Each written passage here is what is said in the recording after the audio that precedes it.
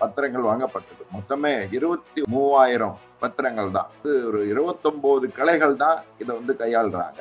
கணினமயம் மூலமாக இருக்கு அப்படின்னு சொன்னா 1/2 மணி நேரத்துக்குள்ள கொடுக்கலாம். அல்ல அவங்க பழையபடி மேனுவல் சிஸ்டமா வச்சிருந்தா கூட ஒரு நாள்ல கொடுக்கலாம். 4 மாத நேரம் கேட்பது ஏதோ மூடி மறைக்கின்ற ஒரு விஷயம். ஏற்கனவே 29 கிளைகளும் அனுப்பிச்சாச்சு. அதெல்லாம் அங்க இருக்கு. அதை அப்படியே டோட்டல் போட்டு கொடுக்கணும். போடலான்னு சொன்னா கூட 1/2 மணி நேரம் ஒரு மணி நேரம் ஆகும். அவ்வளவுதான். அப்போ எப்படி இதை வந்து ஏற்றுக்கொள்ள முடியும்? அந்த வாதமே சரியில்லை. ஸ்டேட் வங்கியில ஒரு கணக்கு இருக்கணும். ஸ்டேட் வங்கி அந்த பத்திரத்தை பெற்றுக்கொண்டு அந்த எந்த கட்சி கொடுக்கின்றதோ அந்த கட்சியுடைய கணக்குல அந்த பணத்தை வர வச்சிருவாங்க. அவ்வளவுதான். ரொம்ப சுலபமானது. இன்றைக்கு இவ்வளவு கணினமயமான பிறகு இது வந்து எங்களுக்கு 4 மாசம் ஆகும்னு சொன்னா மக்கள் எல்லாருமே சிரிக்கிறாங்க. இது ஒரு ஜோக் மாதிரி ஆகி போயிடுச்சு. மே மாசம் தேர்தல் முடியும், ஜூன் மாசம் கொடுப்பேன் அப்படின்னா அந்த தகவல் வெளியில வரக்கூடாது. அப்ப ஏதோ மூடி மறைப்பதற்காக அரசு அல்லது ஆளுங்கட்சி விரும்புவது அதுக்கு உறுதுணையாக இன்றைக்கு ஸ்டேட் வங்கியும் போறாங்க அப்படின்னு சொன்னா அந்த வங்கியுடைய தனித்தன்மை என்ன ஆகும்? இப்ப சந்தேகம் ஒரு சொல்லியிருக்கிறோம். இந்த மாதிரி பல விஷயங்கள் சந்தேகமா இருக்காது, அப்பட்டமாக வெளியில வந்துடும். அதனாலதான் அதை மறைக்க பாக்குறாங்க. இதுக்கு மறைமுகமாக ஸ்டேட் வங்கி மூலமாக காலதாமதம் செய்ய பாக்குறாங்க. மறுபடியும் ஆட்சிக்கு வந்துட்டாங்கன்னு சொன்னா என்ன நடக்குன்றது இப்ப எல்லாருக்கும் புரிஞ்சு போயிடும். பணம் போட்டுக்கிட்டே இருக்கிறீங்க, எனக்கு ஒரு ஸ்டேட்மெண்ட் கொடுங்க அப்படின்னு கேட்டா இல்ல எனக்கு 4 மாசம் கழிச்சு வாங்கன்னு சொன்னா யாரு கணக்கு வைப்பாங்க? அந்த மாதிரிதான் இருக்கு இவங்க பண்றது. நல்லா இருக்கு. இது ஏற்றுக்கொள்ளவே முடியாது. டீடைல்ஸை கொடுத்துறாதீங்க, காலம் தாழ்த்துங்க, உச்சநீதிமன்றத்தில் போய் இப்படி சொல்லுங்க அப்படின்னு எஸ்பிஐ வங்கியை டிக்டேட் பண்ணியிருக்க முடியுமா மோடி அரசு? அதுதான் இப்போ நடந்திருக்கணும். இல்லைன்னா ஸ்டேட் வங்கி இப்படி சொல்ல தேவையில்லை. தாமதம் செய்யுங்கள், அந்த தகவலை இன்னைக்கு உச்ச நீதிமன்றத்துக்கு கொடுக்காதீர்கள், தேர்தல் ஆணையத்துக்கு கொடுக்காதீங்க என்று இன்றைக்கு தொலைபேசி மூலமாக வந்திருக்க வேண்டும். அதன் காரணமாகத்தான் ஸ்டேட் வங்கி இன்றைக்கு தயங்குகின்றார். ஸ்டேட் வங்கி சேர்மனுக்கு சமீபத்தில் தான் அவருடைய பதவி காலம் முடிந்து அவர் மறுபடியும் இன்றைக்கு அது நீட்டிப்பு செஞ்சாங்க. அரண்சை நண்பர்களுக்கு வணக்கம்.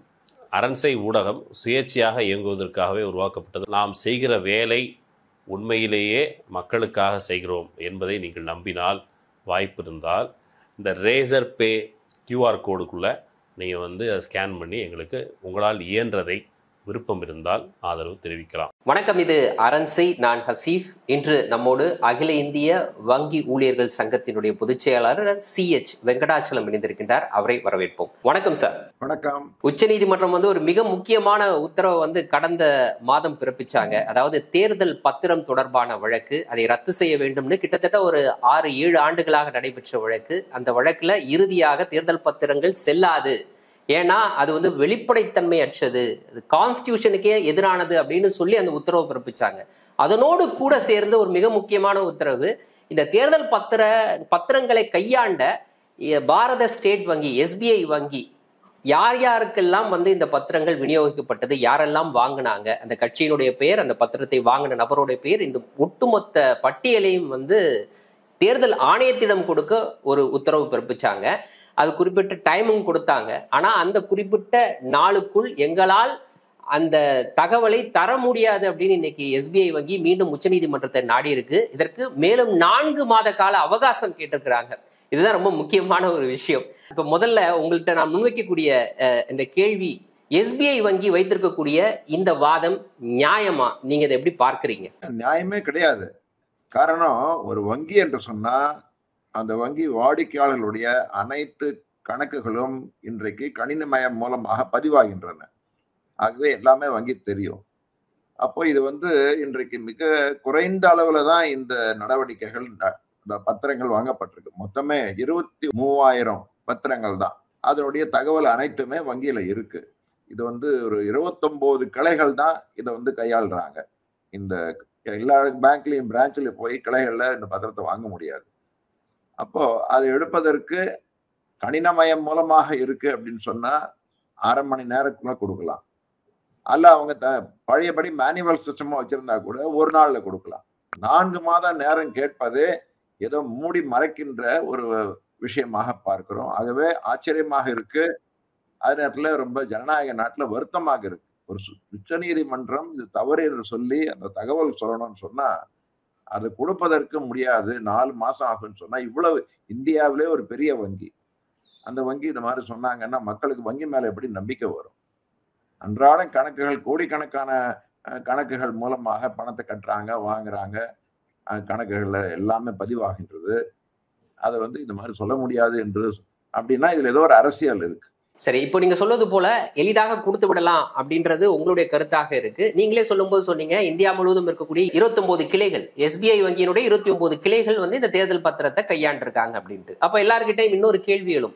இப்ப இந்த 29 வங்கி கிளைகளிடமிருந்து இந்த தகவல்களை பெற்று பாரத ஸ்டேட் வங்கியினுடைய ஏதோ ஒரு மையம், அதனுடைய ஒரு தலைமையகம் அதை வந்து கன்சாலிடேட் பண்ணி அந்த டேட்டாவை கொண்டு போய் எலெக்ஷன் கமிஷன்கிட்ட கொடுக்கணும். இது வந்து நான் இப்ப சொல்லும் பொழுது இது ஒரு மிகப்பெரிய விஷயமாக தோன்றும். ஆனா இந்த வேலையை எவ்வளவு எளிதாக SBI வங்கியால செய்ய முடியும்? 29 கிளைகள் என்று சொல்லும் போது அதாவது பத்திரங்கள் வந்து எப்பவுமே விற்க முடியாது. அது வந்து அவங்க அனௌன்ஸ் பண்ணுவாங்க கவர்மெண்ட்ல, இந்த ஒரு 15 நாட்களுக்குள் யார் வேண்டாலும் இந்த பத்திரத்தை வாங்கலாம் அப்படின்னு போடுவாங்க. அதை வந்து உடனே யார் வாங்குறாங்களோ வாங்கி அவங்க அந்த பத்திரத்தை அவங்கள்ட்ட கொடுத்துருவோம். அந்த கிளை அவங்க உடனடியாக அந்த 15 நாட்கள் முடிந்த உடனே எவ்வளவு பத்திரம் வந்தது, எவ்வளவு விற்கப்பட்டது, அதனுடைய முழு தகவல்களையும் இன்றைக்கு அந்த மும்பையில் இருக்கக்கூடிய இதுக்காக ஒரு தனியாக கிளை இருக்கு, அங்க அனுப்பிச்சிடுவாங்க. ஸோ இன்னைக்கு வந்து 29 கிளைகள் அனுப்ப வேணாம், ஏற்கனவே 29 கிளைகளும் அனுப்பிச்சாச்சு, அதெல்லாம் அங்க இருக்கு. அதை அப்படியே டோட்டல் போட்டு கொடுக்கணும். போடலான்னு சொன்னா கூட அரை மணி நேரம் ஒரு மணி நேரம் ஆகும், அவ்வளவுதான். புதுசாக எந்த தகவலும் அவங்க சேகரிக்க வேண்டாம். மும்பையில் இருக்கு, ஸ்டேட் வங்கியுடைய தலைமை அலுவலகம் மும்பையில் இருக்கு. அப்போ எப்படி இதை வந்து ஏற்றுக்கொள்ள முடியும்? அந்த வாதமே சரியில்லை. எந்த தகவலையும் புதிதாக அவங்க வந்து சேகரிக்க வேண்டாம், எல்லாம் இருக்கு அவங்க கிட்ட. ஒவ்வொரு பத்திர விற்பனை முடிந்த பிறகும் அதனுடைய முழு தகவல்களும் மும்பை அந்த கிளைக்கு அனுப்பப்பட்டு அங்க இருக்கு. 29 கிளைகளுடைய மொத்த டோட்டல் போடணும், அவ்வளவுதான். தேர்தல் பத்திரத்தை விற்கிறாங்க அப்படின்னா அது ஒரு மிகப்பெரிய சிக்கலான நடவடிக்கையா இல்ல அது ஒரு சாதாரண நடவடிக்கையா? என்ன மாதிரியான தகவல்களை வந்து விற்கக்கூடிய நபர்களிடமிருந்து வாங்குவாங்க? எல்லா தகவலையும் வாங்குவாங்களா? என்ன தகவல் வாங்குவாங்க? அதை கன்சாலிடேட் பண்றதுக்கு உண்மையிலேயே நேரம் ஆகுமா? என்ன மாதிரியான தகவல்கள் வாங்குவாங்க? இப்போ ஒருத்தர் போய் வந்து கேட்கிறாரு, எனக்கு இந்த வங்கியில இருந்து எனக்கு இதை வேணும் அப்படின்னு, அந்த குறிப்பிட்ட 15 நாட்கள்ல எனக்கு இந்த தேர்தல் பத்திரம் வேணும் அப்படின்ற போது அவர் என்னென்ன தகவல்களை வங்கி கிட்ட கொடுக்கணும்? அந்த கிளையில வந்து கணக்கு இருக்கணும் அவங்களுக்கு, ஸ்டேட் வங்கியில. இல்ல வேற வங்கியோட செக் தான், கேஷ் கொடுத்து வாங்க முடியாது. இப்போ அரசு இந்த அடுத்த 15 நாட்களுக்கு இந்த தேர்தல் பத்திரங்களை விற்கப்படும் என்று சொன்னா, எந்த இந்த 29 கிளை இருக்கோ அங்க ஒரு, இப்ப நான் கொடுக்கணும், ஒரு அரசியல் கட்சிக்கு நான் கொடுக்க விரும்புறேன், 100 கோடி கொடுக்க விரும்புறேன்னு சொன்னா என்னுடைய காசோலையை நான் வந்து ஸ்டேட் வங்கி அந்த கிளைக்கு போய் கொடுக்கணும். 100 கோடிக்கு எனக்கு ஒரு பத்திரம் கொடுங்க. அவங்க என்னுடைய பெயர், என்னுடைய முழு கணக்கு விவரங்கள் அனைத்தையும் ஒரு மனுவில் அவங்க பதிவு செஞ்சு கொள்வாங்க, அப்ளிகேஷன். அதை பதிவு செய்து விட்டு என்னோட செக் வாங்க, ஸ்டேட் பேங்க் செக்குனா ஸ்டேட் பேங்க்ல இருந்து பணத்தை எடுத்துப்பாங்க, வேற பேங்க் செக்குனா கிளியரிங்ல அனுப்பிச்சு அது வந்த உடனே அவங்க எனக்கு வந்து அந்த பாண்டு 100 கோடி என்று போட்டு, ரூபாய் எப்படி இருக்கு, ஐ ப்ராமிஸ் டு பே அப்படின்னு ரிசர்வ் பேங்க் கவர்னர் போடுறாரு. இதுல வந்து ஸ்டேட் பேங்க் சேர்மன் கைது போட்டிருப்பாரு. அந்த பாண்டை என்கிட்ட கொடுத்துருவாங்க. நான் அதை வந்து யாரு கொடுக்க விரும்புறேனோ அந்த கட்சிக்கு கொடுத்துறேன்னு சொன்னா, அந்த கட்சி அவங்க 15 நாட்களுக்குள் அந்த கட்சியுடைய கணக்கு அவங்க வந்து வங்கி மூலமாக தான் வாங்க முடியும். ஸ்டேட் வங்கியில ஒரு கணக்கு இருக்கணும். ஸ்டேட் வங்கி அந்த பத்திரத்தை பெற்றுக்கொண்டு அந்த எந்த கட்சி கொடுக்கின்றதோ அந்த கட்சியுடைய கணக்குல அந்த பணத்தை வர வச்சிருவாங்க. அவ்வளவுதான். இது ரொம்ப சுலபமானது. ஆனா நான் வாங்கிய பிறகு நான் உங்கள்கிட்ட கொடுக்கலாம், நீங்க இன்னொருத்தர்கிட்ட கொடுக்கலாம், நீங்க கடைசியில யாரா ஒருத்தர எந்த கட்சி கொடுக்கலாம் அது தெரியாது, வங்கிக்கு தெரியாது. நான் விற்பனை யாருக்கு விற்பனை செஞ்சேன்னு தெரியும். கடைசியாக யார் அந்த எந்த கட்சிக்கு போனதுன்றதும் வங்கிக்கு தெரியும். இடைய எங்க கை மாறினு தெரியாம இருக்கலாம். ஆனா அது இப்போ உச்ச நீதிமன்றத்தில் கேட்கல, யாரு வந்து உங்கள்கிட்ட வாங்கினாங்க, எந்த கட்சிக்கு அது போயிருக்கு, இந்த தகவல் தேர்தல் ஆணையத்துக்கு கொடுங்க, அது அவங்களுடைய வெப்சைட்ல போடணும் 6ஆம் தேதின்ட்டு. இப்ப திடீர்னு சொல்றாங்க 4 மாசம் ஆகும் அப்படின்னா இது ரொம்ப சுலபமான வேலை. ஆனா எல்லா தகவல் இருக்கு. யார் யாரு இதுல வந்து நீங்க மனு கொடுத்து அப்ளிகேஷன் கொடுத்து எவ்வளவு கோடி ரூபாய்க்கு இந்த பத்திரம் வாங்கியிருக்கலாம்னு இருக்கு. என்னென்ன கட்சிக்கு எவ்வளவு பணம் அது கொடுக்கப்பட்டது என்பதும் இருக்கு. இன்னைக்கு 2024 இருக்கிறோம் நம்ம.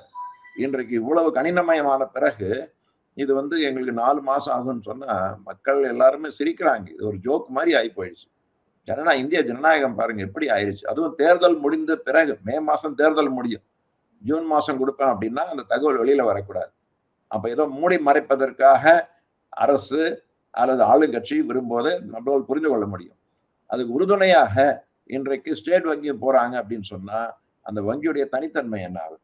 வங்கிகள் அப்படின்னு சொன்னா மக்களுடைய நம்பிக்கைக்கு பாத்திரமான நிறுவனங்கள்.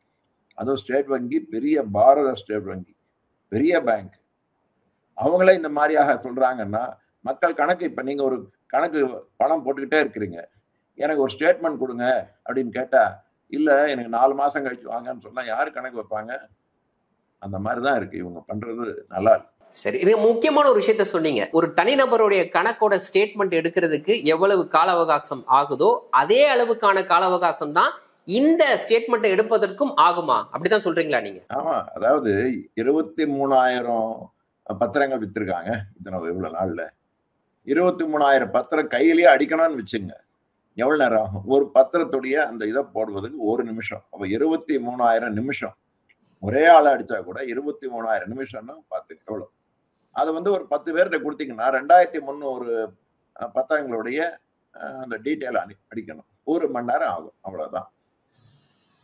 ஒன்றும் அதுக்கு மேல கிடையாது. ஏற்கனவே கணின மையத்தில் இல்லை என்று சொன்னா 1 மணி நேரம் ஆகும். கணின மையத்தில் இருந்ததுன்னா 1 நிமிஷம் தான். இப்ப என்னுடைய கேள்வி, இப்போ இந்தியாவில் செயல்படக்கூடிய எல்லா பொதுத்துறை வங்கிகளும் கணினிமயமாக்கப்பட்டு தான் இருக்குல்ல? ஆமா, முழுவதுமாக கணினிமயமாக்கப்பட்டிருக்கா? ஆமா ஆமா ஆமா, எல்லாமே எதுவுமே இன்னைக்கு கணினமயம் மூலமாகத்தான் இன்னைக்கு நடந்துகிட்டு இருக்கு எல்லாமே.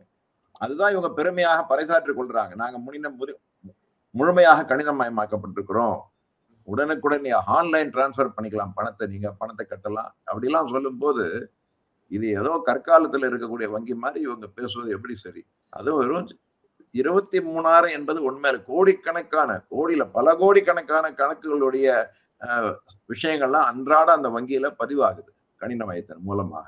ஸ்டேட் வங்கி என்பது ஒரு சாதாரண வங்கி இல்லை, பெரிய வங்கி. அவங்கள்ட்ட இந்த 23,000 பத்திரங்களுடைய ஒரு டீட்டெயில், அதுவும் வெறும் 29 கிளைகள், அது ஏற்கனவே மும்பையில இருக்கு, அதை எடுத்து கொடுக்கணும். இது ஏற்றுக்கொள்ளவே முடியாது. சந்தேகத்தை அதிகப்படுத்தும். இப்ப வங்கிகளை பொறுத்த வரைக்கும் இன்னைக்கு ஆர்பிஐயினுடைய கண்காணிப்பில் அதனுடைய வழிகாட்டுதலில் இயங்கி கொண்டிருக்குது அப்படின்னு இன்னைக்கு மக்கள் யோசித்துக் கொண்டிருக்கிறார்கள். அப்படி இருக்கும் பொழுது ஆர்பிஐ ஒரு இண்டிபெண்டான பாடி அப்படின்றது கான்ஸ்டிடியூஷன் படி இருக்கக்கூடிய ஒரு விஷயம். அப்படி இருக்கக்கூடிய ஒரு வங்கியின் மீது அரசு தன்னுடைய ஆளுகையை செலுத்த முடியுமா? இப்போ பாஜக அரசு எஸ்பிஐ வங்கிக்கு ஒரு மறைமுகமான ஒரு உத்தரவை பிறப்பிச்சிருக்க வாய்ப்பு இருக்கா? அதாவது நீங்க உடனடியாக இந்த டீடைல்ஸை கொடுத்துறாதீங்க, காலம் தாழ்த்துங்க, உச்ச நீதிமன்றத்துல போய் இப்படி சொல்லுங்க அப்படின்னு எஸ்பிஐ வங்கியை டிக்டேட் பண்ணிருக்க முடியுமா மோடி அரசு? அதுதான் இப்போ நடந்திருக்கணும். இல்லைன்னா ஸ்டேட் வங்கி இப்படி சொல்ல தேவையில்லை. தகவல் அவங்கள்ட்ட இருக்கு, அந்த தகவலை சொல்ல மறுக்கிறாங்க இல்ல தயங்குறாங்கன்னு சொன்னா நிச்சயமாக வந்திருக்கணும். இப்போ ஒண்ணு பாத்தீங்கன்னா, இந்த ஒன்றிய அரசு பொதுத்துறை வங்கிகளை பத்தி பேசுறாங்க. இவங்க இது நாங்க ஆட்சிக்கு வருவதற்கு முன்பாக பழைய ஆட்சியில தொலைபேசி மூலமாக கடன் கொடுத்தாங்க, அதெல்லாம் நாங்க வசூல் பண்ணிக்கிட்டு இருக்கிறோம்னு சொல்றாங்க. அப்போ பழைய அரசு தொலைபேசி மூலமாக கடன் கொடுக்க சொன்னாங்கன்னு சொல்றாங்க. இப்போ அதே சந்தேகம் தான் வருது. தொலைபேசி மூலமாக தாமதம் செய்யுங்கள், அந்த தகவலை இன்னைக்கு உச்ச நீதிமன்றத்துக்கு கொடுக்காதீர்கள், தேர்தல் ஆணையத்துக்கு கொடுக்காதீங்க என்று இன்றைக்கு தொலைபேசி மூலமாக வந்திருக்க வேண்டும். அதன் காரணமாகத்தான் ஸ்டேட் வங்கி இன்றைக்கு தயங்குகின்றார். ஸ்டேட் வங்கி சேர்மனுக்கு சமீபத்துல தான் அவருடைய பதவி காலம் முடிந்து அவர் மறுபடியும் இன்றைக்கு அது நீட்டிப்பு செஞ்சாங்க. அப்போ 1, 2, 3 டோட்டல் நம்ம போட்டுக்கணும், கூட்டிய வேண்டியதுதான். 1, 2, 3, 4 டோட்டல் போடணும். அவருக்கு பதவியை கூடுதலாக கொடுத்திருக்கிறாங்க. இப்ப உச்ச நீதிமன்றம் சொன்னதுக்கு பிறகும் அவங்க கொடுக்கல அப்படின்னு சொன்னா நிச்சயமாக இது ஏதோ ஒரு அரசியல் ஒரு பின்னணியில் இருந்து அவர்களுக்கு வந்திருக்கணும். சிக்னல் வந்ததுனால்தான் அது கொடுக்கல, இல்லைன்னா தகவல் இல்லை என்று ஏற்றுக்கொள்ள முடியாது. இப்போ நீங்க ரொம்ப முக்கியமான ஒரு விஷயத்த சொல்லியிருக்கிறீங்க. என்ன அப்படின்னா, எஸ்பிஐனுடைய சேர்மனுடைய பதவி காலம் நீட்டிப்பு செய்யப்பட்டிருக்கு அப்படின்னு. இதற்கு முன்னர் கூட நம்ம பார்த்தோம், இடி அதாவது என்ஃபோர்ஸ்மெண்ட் டைரக்டரேட் அதனுடைய தலைவருடைய பதவிக்காலம் தொடர்ந்து நீட்டிக்கப்பட்டது. அதுக்கு பிறகு உச்சநீதிமன்றம் போய் உச்சநீதிமன்றம் சொல்லி வேற வழி இல்லாம தான் அங்க நீங்க மாத்தினாங்க. அப்போ இப்படி தலைமை பொறுப்பில் இருப்பவர்களுடைய பதவிக்காலத்தை நீட்டிப்பு செய்வது அப்படின்றது அரசுக்கு ஆதரவாக அவர் செயல்படுவார், இல்லைன்னா செயல்படுவதற்கு வாய்ப்பு இருக்கு இப்படின்றத கருத்துல கொண்டுதான் அரசு இதையெல்லாம் செய்தா. ஆமா, கண்டிப்பா அந்த கருத்து தான் வரும். நான் உனக்கு உதவி செய்யறேன், நீ எனக்கு உதவி செய்யணும், அவ்வளவுதான். இப்ப ரிசர்வ் வங்கியில பாத்தீங்கன்னா ஒரு தலைவர் இருக்கிறாரு, எல்லாருக்கும் தெரியும், சக்திகாந்த தாஸ். ரிசர்வ் வங்கியில ஒரு வங்கி பணியாளர் தான், வங்கி அதிகாரி தான் அதுல கவர்னரா இது வரைக்கும் வந்திருக்கிறாங்க. ஆனா இவர் அரசு அதிகாரி, ஐஏஎஸ் ஆபீசர். முதன் முறையாக நேரடியாக ஐஏஎஸ் ஆபீசர் இங்க வந்தாரு. இவ்வளவு நீங்க தனித்தன்மைன்னு சொன்னீங்க. இப்ப அவர் வந்த பிறகு பாத்தீங்கன்னா எங்களுக்கு வந்து பட்ஜெட்ல துண்டு விழுது, ரிசர்வ் வங்கியில உபரி பணம் இருக்கு, கொடுங்கன்னா 60,000 கோடி 80,000 கோடி அப்படின்ட்டு டிரான்ஸ்பர் பண்ணுங்கன்னா உடனே ரிசர்வ் வங்கி அரசாங்கத்துக்கு கொடுத்துட்டாங்க. அப்போ பேசுறாங்க, ஜனங்க என்ன பேசுறாங்க, அவங்களுக்கு யாரு அவங்களுடைய ஒத்துக்கொள்வார்களோ அவங்களுக்கு பதவி கொடுக்க வேண்டியது, இவங்க தேவையான போது அவங்க இவங்களுக்கு உதவுறாங்க அப்படிங்கிற மாதிரி வருது. இந்த ஸ்டேட் பேங்க்ல அந்த மாதிரி ஒரு பேச்சு வரும். இப்பதான் அவருக்கு சமீபத்துல அவருக்கு வந்து நீட்டிப்பு செஞ்சிருக்காங்க, எக்ஸ்டென்ஷன் கொடுத்துருக்காங்க. இப்ப வந்து இத 4 மாசம் டைம் கேட்கிறாரு. 4 மாதம் 4 நாள் கேட்கலாம், 1 வாரம் கேட்கலாம், 10 நாள் கேட்கலாம், லீவ்ல இருக்காங்க. எப்படி 4 மாசம், அதுவும் தேர்தலுக்கு பிறகு என்று எப்படி அது? எப்படியும் இந்த வழக்கு வந்து உச்ச நீதிமன்றத்திற்கு வரப்போகின்றது. வரும்பொழுது SBI வங்கி சார்பாக இந்த 4 மாத கால அவகாசத்திற்கு அவர்கள் எவ்வாறு நியாயம் கற்பிக்க முடியும்? அதை பற்றி உங்களுடைய கருத்து என்ன? என்ன சொல்லுவாங்க நீங்க நினைக்கிறீங்க? ஒண்ணு என்ன சொல்றாங்க, இப்ப புதுசா கேள்விப்பட்டேன், இது வந்து ரகசிய தகவல், பரிமாறிக்கொள்ள முடியாது. அதை சொல்லியிருக்கலாம். இந்த பத்திரத்துடைய அந்த திட்டத்திலேயே இது ரகசியமா இருக்கணும் அப்படின்னா ஜூன் மாசமும் கொடுக்க முடியாது, எப்பவுமே கொடுக்க முடியாது. இப்ப வந்து நீங்க வங்கியில வந்து வராக்கடன் இருக்கு, அதை கேட்கிறோம், பார்லிமெண்ட்லயே கேட்கிறாங்க, இதே அரசாங்கத்தை கேட்டாங்க, யாருங்க வராக்கடன் இருக்குது, இவ்வளவு 5 லட்சம் கோடி வராக்கடன் பணம் இருக்கு, யாருன்னு கேட்டான்னா நிதி அமைச்சர் சொல்றாங்க, ரிசர்வ் வங்கிக்கு சொல்ல முடியாது, அந்த சட்டப்படி ரிசர்வ் வங்கி சட்டத்துல வெளியில சொல்லக்கூடாது, ரகசியமாக இருக்கணும்னு சொல்றாங்க அப்படின்ட்டு. அந்த ரகசிய சட்டத்தை மாத்தலாம், அது மாத்தலாம். அது மாதிரி இதுலயும் ரகசியமா இருக்குன்னு சொன்னா எங்களுக்கு இந்த சட்டப்படி நாங்க ரகசியம் அது சொல்ல முடியாதுன்னு சொல்லலாம். ஆனா 4 மாதம் என்று எதுக்கு கேட்கிறாங்க? 4 மாதம் கேட்கிறேன்னா என்னால அது முடியாது. இப்ப 23,000 கோடி கணக்கு இருக்குன்னா டோட்டல் கூட லேட் ஆகும். வெறும் 23,000 என்ட்ரி, அதுவும் 29 கிளைகள். அது ஏற்கனவே மும்பைல இருக்கு. ஸ்டேட் வங்கியுடைய தலைமை அலுவலகமும் வங்கி மும்பைல தான் இருக்கு. இது 1/2 மணி நேரம் வேலை தான். நீங்க சொல்றீங்க இந்த ரகசியம் காக்கப்படணும்னு. ஆக்சுவலா உச்சநீதிமன்ற தீர்ப்பே வந்து தெளிவாக சொல்லியிருக்கக்கூடிய விஷயம், மக்கள் இதை பற்றி தெரிந்து கொள்ள வேண்டும். கான்ஸ்டிடியூஷனுடைய ஆர்டிகல் 19 இது மீறக்கூடிய வகையில இருக்குது அப்படின்றத அவங்க தெளிவா சொல்லிட்டாங்க. அப்போ ரகசியம் காக்க தேவையில்லை அப்படின்னு இப்ப உச்சநீதிமன்றம் சொல்லியிருக்கும் போது மீண்டும் நான் ரகசியம் காப்பேன் அப்படின்னு SBI சொல்ல முடியுமா? வாய்ப்பு இருக்கா? சொல்ல முடியாது. அப்படி சொன்னா கூட அது பதில் சொல்லலாம். ஆனா எங்களுக்கு இதெல்லாம் நேரம் இல்ல, அதுக்கு இன்னும் காலதாமதமாகும், 4 மாசம் கொடுக்கணும் அப்படின்னு சொல்லுவது அபத்தமானது. ஒரு வங்கி இந்த மாதிரி சொல்லுவது எங்களுக்கு எல்லாம் வருத்தமா இருக்கு. வங்கித்துறையில் நாங்க இருக்கிறோம், வருத்தப்படுறோம். வாடிக்கையாளருக்கு சொல்ல முடியுமா? இன்னைக்கு ஒருத்தர் வந்து பாஸ்புக் கேட்கிறாரு, 3 மாசம் கழிச்சு வாங்கன்னு சொல்ல முடியுமா? சாயங்காலம் வாங்க, நாளைக்கு வாங்கன்னு சொல்லலாம். அந்த மாதிரிதான் இது. அவங்க எல்லாம் எவ்வளவு கணக்குல என்ட்ரி இருக்கு, அவங்க எல்லாம் உடனே ஸ்டேட்மெண்ட் கொடுக்குறோம். இது எப்படி இது? அந்த 4 மாசம்ன்றது வந்து அதுதான் ரொம்ப சந்தேகத்தை ரொம்ப அதிகமாக்குது. இப்போதைக்கு சந்தேகம்னு சொல்லலாம், ஆனா அது பின்னாடி இருக்கக்கூடியதை எல்லாரும் யூகிக்க முடியும். தொடக்கத்திலிருந்தே ஒரு விஷயத்த சொல்லிக்கிட்டே இருக்கீங்க, ஒரு சந்தேகத்தை எழுப்புது, SBI-னுடைய நடவடிக்கை சந்தேகத்தை எழுப்புதுன்னு. அவர்கள் எதை மறைக்க விரும்புகிறார்கள்? யாருக்கு ஆதரவாக இந்த செயல்பாடு அமையுது? பல தகவல்கள்லாம் இப்ப வந்துகிட்டே இருக்கு. ஒண்ணு, யாரார்கள் இந்த பத்திரத்தை வாங்கினார்கள்? ஆனா பெரிய தொழில் அதிபர்கள் தான் வாங்கியிருக்க முடியும். அவங்க பேர் வரும், அவங்க வந்து சங்கோஜப்படுவாங்க. ஏன்னா அது தெரியாதனமா கொடுக்கலாம் நம்ம நினைச்சோம், நம்ம பேர் வந்துருச்சுன்னா என்ன ஆறுது? அதே மாதிரி என்னென்ன கட்சிக்கு எவ்வளவு போயிருக்கின்றது பணம் என்று வெளியில வரும். இது ரெண்டுமே அவங்களுக்கு பிரச்சனை. இப்ப வந்து ஒரு செய்தி வந்துகிட்டே இருக்கு. இப்ப ஏர் இந்தியாவை டாடாக்கு வித்தாங்க. அது விற்பனையான பிறகு நான் கேள்விப்பட்ட தகவல், 400 கோடி ரூபாய் இந்த பத்திரங்கள் மூலமாக டாடா ஒன்றிய அரசுல ஆட்சியில் இருக்கக்கூடிய அரசு இந்த கட்சிக்கு கொடுத்திருக்கிறாங்கன்னு சொல்லி இப்ப அது வெளியில வரும். உண்மையா அப்படின்னு தெரியும். டாடா 400 கோடிக்கு இந்த பத்திரம் வாங்கினாருன்னு தகவல் வரும். அது வந்து 400 கோடி அங்க அந்த கட்சிக்கு போயிருக்கு என்ற 2 தகவல் வந்ததுன்னா உடனே தெரியும். அப்போ போன மாசம் ஏர் இந்தியாவை அந்த டாடா நிறுவனத்துக்கு விற்கிறாங்க, இந்த மாசம் இவங்களுக்கு 400 கோடி வந்திருக்கு, அப்போ இது வெளியில அம்பலம் ஆயிடுமே. அந்த மாதிரி பல யார் யார் கட்டிருக்கிறாங்களோ அவங்க பேர்லாம் வெளியில வரும். அதனால இன்றைக்கு அரசு அல்லது அந்த ஆளும் கட்சி அவங்க இதுல வந்து ஏன் தயங்குறாங்கன்னு புரியுது. அதுக்கு துணையா ஸ்டேட் வங்கி என்பது ஒரு தனியார் நிறுவனம். அவங்களும் இந்த அரசாங்கம் அல்லது இந்த கட்சி சொல்வதை மனதில் வைத்துக்கொண்டு இப்படி சால்ஜாப் சொல்லுவது ஜனநாயகத்திலேயே கேலி கூத்தாக. நீங்க சொன்ன ஒரு உதாரணம் இருக்குல்ல, உங்களுக்கு கிடைத்ததாக சொல்லக்கூடிய ஒரு தகவல், அது உண்மை அப்படின்றது நமக்கு அது வெளியில வந்தாதான் தெரியும். ஒருவேளை அது நடந்திருக்கும் பட்சத்துல இது வந்து அப்பட்டமாக ஒரு லஞ்சம் பெறுவதற்கு சமமான விஷயம் தானே? ஆமா, இது இப்ப சந்தேகம் ஒரு சொல்லி இருக்கிறோம். இந்த மாதிரி பல விஷயங்கள் சந்தேகமா இருக்காது, அப்பட்டமாக வெளியில வந்துடும். அதனாலதான் அதை மறைக்க பாக்குறாங்க. இது இன்னைக்கு இல்ல, இந்த பத்திர முறை கொண்டு வந்ததுல இருந்து பல கட்சிகள் சொல்லிக்கிட்டே இருக்கிறாங்க. பார்லிமெண்ட்லயே பல கட்சிகள் பேசியிருக்கிறாங்க. இந்திய கம்யூனிஸ்ட் கட்சி டி ராஜாலாம் கூட பேசியிருக்கிறாரு. இது இது மாதிரி சரியில்லை, இது ஏன் மறைக்கிறீங்க? அதே மாதிரி மார்க்சிஸ்ட் கம்யூனிஸ்ட் கட்சியில பல கட்சிகள் எல்லாருமே இதை எதிர்த்து இருக்கிறாங்க. அப்படி இருக்கும்போது அதெல்லாம் இன்னைக்கு அவங்க நாங்க எங்களுக்கு ஆளுங்கட்சி எங்களுக்கு எண்ணிக்கை இருக்கு பார்லிமெண்ட்ல அப்படின்னு அதெல்லாம் சட்டத்தை கொண்டு இப்போ உச்ச நீதிமன்றம் கடைசியில சொல்லி இருக்கிறாங்க. இப்போ அதை எப்படி வெளியில வரலாங்கிறதுக்கு மறைமுகமாக ஸ்டேட் வங்கி மூலமாக காலதாமதம் செய்ய பார்க்கிறாங்க. மறுபடியும் ஆட்சிக்கு வந்துட்டாங்கன்னு சொன்னா என்ன நடக்குன்றது இப்ப எல்லாருக்கும் புரிஞ்சு போயிடும். ஜூன் மாசம் உச்ச நீதிமன்றம் இந்த வாதத்தை ஏற்றுக்கொள்ள மாட்டார்கள் என்று நான் நம்புகிறேன். நாங்க தொடர்ந்து அப்பழுக்கற்றவர்கள் அப்படின்னு பாஜக பறைசாற்றி வரக்கூடிய சூழ்நிலையில இந்தியாவினுடைய பொது சொத்தை விற்பதற்கு ஒரு குறிப்பிட்ட தொகையை கட்சிக்காக பாஜக அரசு ஒரு தனியார் முதலாளியிடமிருந்து வாங்கியது அப்படின்ற ஒரு தகவல் வெளியில வர்றது அப்படின்றது எவ்வளவு பெரிய அரசியல் தாக்கத்தை ஏற்படுத்தும் நீங்க நினைக்கிறீங்க? தேர்தலுக்கு முன்னர் இது வெளியே வரும் பட்சத்தில் மற்ற நாடுகள் இதை கேவலமா நினைக்கலாம். இப்ப இருக்கு அமெரிக்கா போன்ற நாடுகள்ல பெரும் முதலாளிகள் அரசு இந்த நிறுவனங்கள் அவங்க அரசியல் கட்சி கொடுக்குறாங்க. ஆனா வெளிப்படையாக இருக்கு. இங்கேயும் அது மறைமுகமா இருக்கணும். அது ஒண்ணு. ரெண்டாவது, சாதாரண மக்கள் அவங்க அரசியல்ல நாணயத்தை எதிர்பார்க்கிறாங்க, ஊழல்லாம் இருக்கக்கூடாதுன்னு எதிர்பார்க்கிறாங்க. இவ்வளவு வருஷமா ஊழல் இருக்கு என்பது அவங்களுக்கு வருத்தம். அப்போ இது ஒரு ஊழல் என்பதை அவங்க புரிந்து கொள்வாங்க. இது ஒரு பெரிய அரசியல் தாக்கத்தை ஏற்படுத்தும். அந்த உச்ச நீதிமன்றத்துடைய தீர்ப்பே ஒரு தாக்கத்தை ஏற்படுத்தி இருக்கு. இவங்க ஏன் இந்த மாதிரி மறைமுகமாக இந்த திட்டத்தை கொண்டு வந்தாங்க என்று விமர்சனம் வந்துகிட்டு இருக்கு.